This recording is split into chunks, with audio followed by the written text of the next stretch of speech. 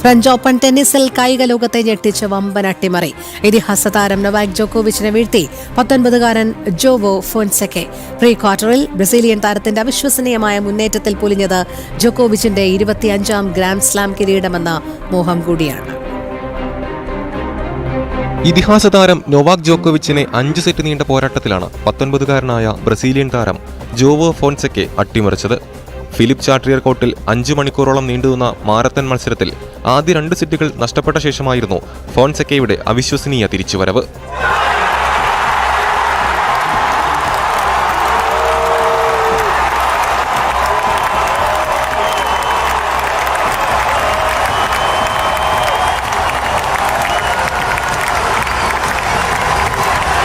അവസാന ഫോൺസെക്ക ഒരു grand slam ടൂർണമെന്റിന്റെ 4ാം റൗണ്ടിൽ പ്രവേശിക്കുന്നത്. മത്സരശേഷം മൈതാനത്ത് വെച്ച് തന്നെ ഫോൺസെക്ക അമ്മയ്ക്ക് ജന്മദിനാശംസകൾ നേർന്നതും വൈകാരികമായി.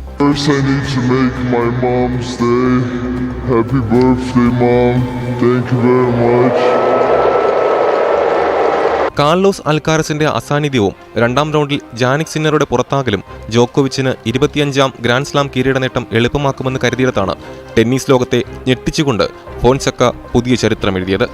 ഇതോടെ ഇത്തവണ പാരീസിൽ ഒരു പുതിയ പുരുഷ ഗ്രാൻഡ് സ്ലാം ചാമ്പ്യൻ പിറക്കുമെന്നുറപ്പായി. സ്പോർട്സ് ഡെസ്ക്, ജനം.